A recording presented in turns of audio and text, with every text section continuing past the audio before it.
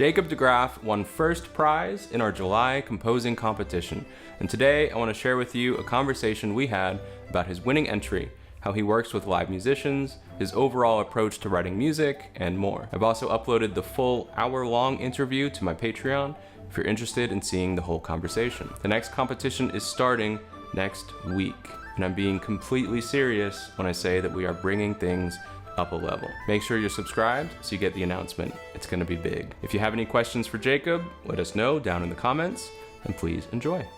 My name is Jacob de Graaf. I got trained in visual arts. Basically, that's my main education. Ever since a kid, I've been making music, sort of playing instruments and stuff in an amateur band, you know, like flugelhorn, tuba, bigger, which I did not like any of those instruments, but it's what you get assigned to as a kid. That was my music education as well, to be honest with you. So I'm pretty much self-taught after that. So I taught myself to play saxophone and some other instruments, and started composing when I was fairly young, just writing simple stuff, listening to a lot of music and trying to write out what I was listening to, and sort of really enjoyed that, and sort of fired my passion for actual making music and composing music. So that's how I kind of started with that, yeah. When I saw the image that you put up, I went and had a look actually at the other stuff that this guy did, because he's really, really talented.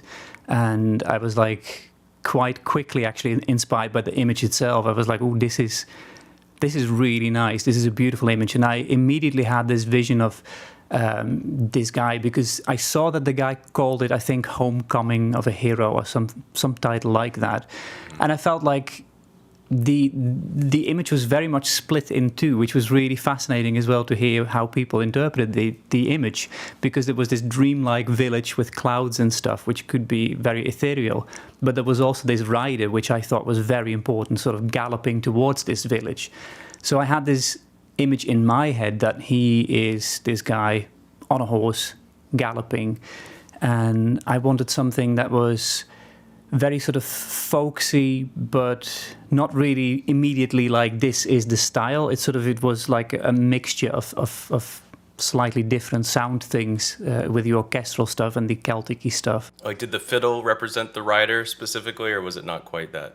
Yeah, for me, I had this. I wanted this like everyone else seems 6/8 or 3 rhythm going on there, because it felt for me more to sort of represent this galloping feel of this man on a horse riding to this village. And I felt like it had to have some.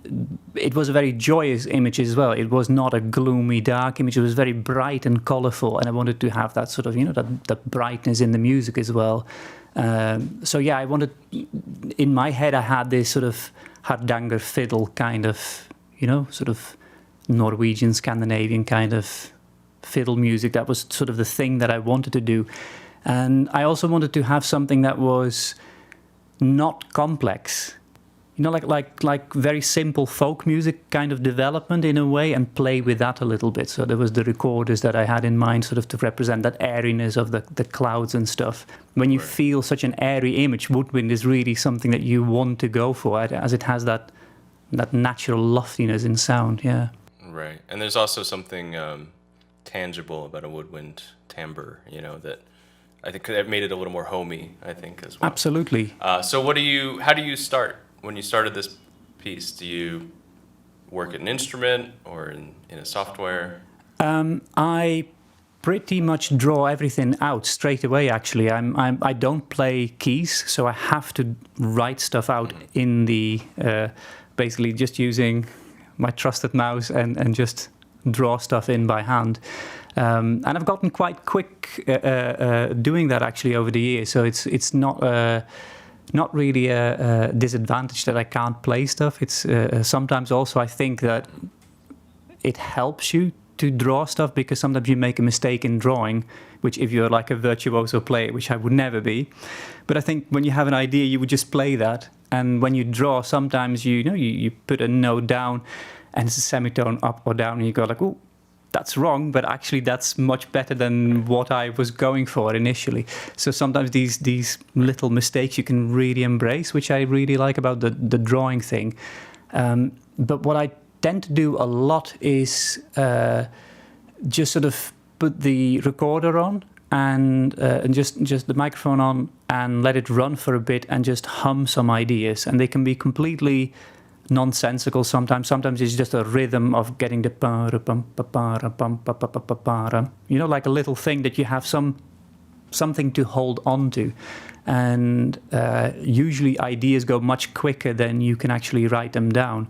So for me, actually making audio recordings and no matter how rubbish they are, really helps me to sort of settle the feel of a piece. Sometimes when you listen them back again, you realize that they're really not the genius melody that you thought they were. But sometimes there's just a few notes in there that, you know, like you can use and can give you something else to build on again, which is interesting, yeah. So after you have those ideas out, do you start at the beginning of the piece and work in time? With this one, I had a couple of little themes that I had, and somehow I had this structure. It's like, okay, I want this development. I want there to be a slight moment of just a tiny pause in there, and then it sort of gallops further again and builds into a really nice sort of, well, I hope it's nice, into a crescendo at the end, which sort of like becomes a like full out, you know, the entry into the village itself, like this joyous sort of feeling towards the end of the piece. Could you tell us a bit about the live musicians that you used? So there is first Radi Chavali from Tunisia. And he is an amazing violin fiddle player. He does everything classical, folk, rock stuff. He can play anything that you give him and he will play it in the style that you ask of him. The second musician that I used for this one is Caroline Lavelle. She's mainly known as a singer-songwriter and a really talented cello player. But besides playing the cello, she's she's a multi-instrumentalist. She plays button accordion, but she also plays the recorders really well. And for this one, I felt that I didn't want a cello on there because I felt that would be probably a bit too heavy. I started at first writing for flutes, but flutes have a very classical, very sort of this sort of crystalline purity to them, which I felt was just not what I wanted. It didn't have that lightness of character and that sort of joyous character.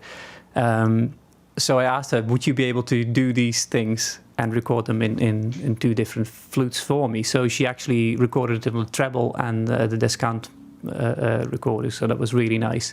And she did such an amazing job, which was just, you know, like when you get the files and it's like, yeah, one take, perfect. This is great. So yeah, that's and it sort of you get a completely different feel from having that genuine wooden instrument towards a metal instrument, which is much colder and much more crystalline, and would have had much more of a distant sound, I think. Much more, yeah. Just another question about the live musicians. Do you have any advice for the people who feel like using live players is out of reach? Try Fiverr. If you think that a live musician is out of reach, just give Fiverr a go. There are really, really talented people on there who are trying to earn some extra cash recording stuff. And usually especially when you have like a really short piece, even if you have like a 10-minute piece where you have like an oboe solo that's only 30 seconds, just getting those 30 seconds to sound really good is enough for you to stand out in a way that people will go like, oh, that sounds really beautiful. It just adds so much. And to be honest with you don't need to break the bank for that, because Fiverr is a place which is very affordable. If you can and you have and you can invest in a microphone yourself, that is actually a really, really good investment to just buy a good microphone. I bought this one years ago secondhand, and it's really nice. It's got a beautiful warm sound, and I use it a lot for vocals and for other stuff, just getting sketches down. But it's really nice to also just ask friends who play instruments to just come to your house if you have a quiet room, or find a place that's quiet and just record stuff yourself with people that you know, friends, musicians. And I think a lot of people are more enthusiastic in helping you out than you might think. So it is extra effort, but I mean, obviously it worked for you on this piece. So you'd say overall it's worth the extra effort, right? I definitely would say it's worth the extra effort. It's really a lot of fun as well to work with live musicians. Online you can make so much happen. Do you think, since you're drawing things in and you're not playing keyboard, do you think just as a composer it's necessary to play an instrument or important? So I don't play any keys, like I said, but I play very badly a lot of other instruments.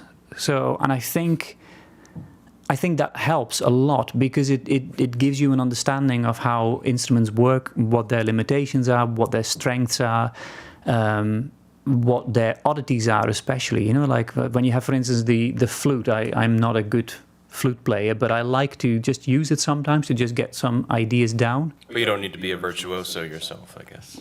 Not at all. You don't need to be a virtuoso at all. I think it's just having a little bit of a, you know, of knowing how instruments work. Well, I guess one question I do want to ask still on the track is, how did you decide when it was finished and you were ready to upload? I went back and back and back again for a long time, actually, and I feel that it was finished before I submitted it, if you know what I mean. I kept going back maybe a little bit too much, where I felt like, oh, it's not good. And I really kept doubting myself with this one. It was really interesting, where I had done it and I knew this is what I want. And then I started fidgeting with it, and then I realized quite quickly that the stuff that I was adding and little things that I was adding were not adding anything to the piece. So it kind of would have been finished after 4 or 5 days, probably, like pretty much as it was, if I had the soloist quite quickly with that.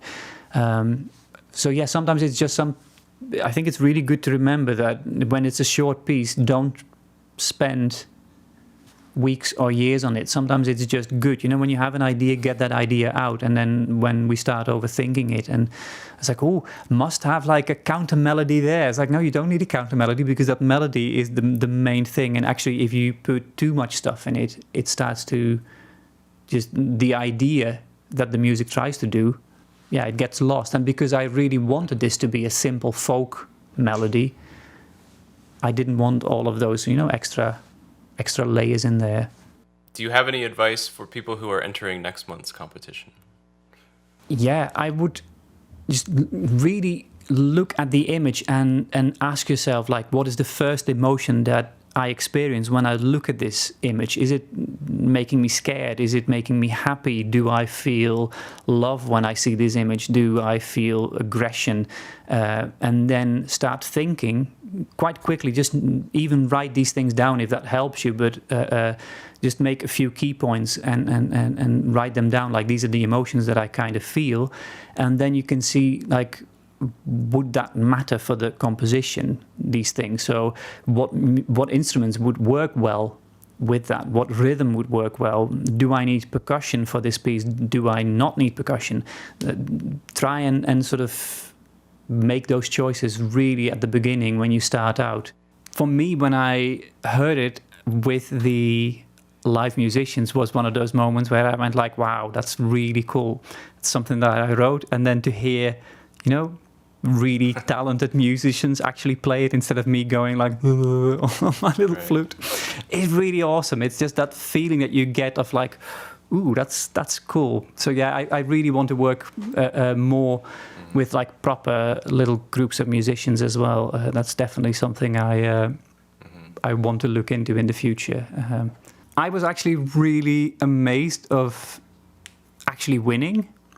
Because when I heard the finalists, I was like, you know, like, oh, yay, like, maybe there is a chance. Like, I'm in the finals. That would be cool. Track 1, I was like, damn, this is really good. Track 2, that's really good.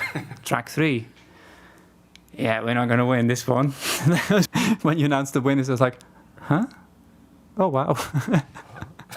Which was, yeah, pretty awesome. Well, congratulations again.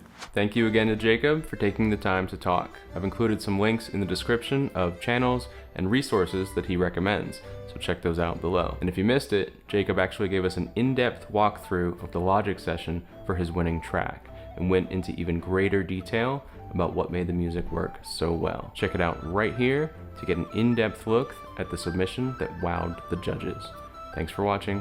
I'll see you in the next one.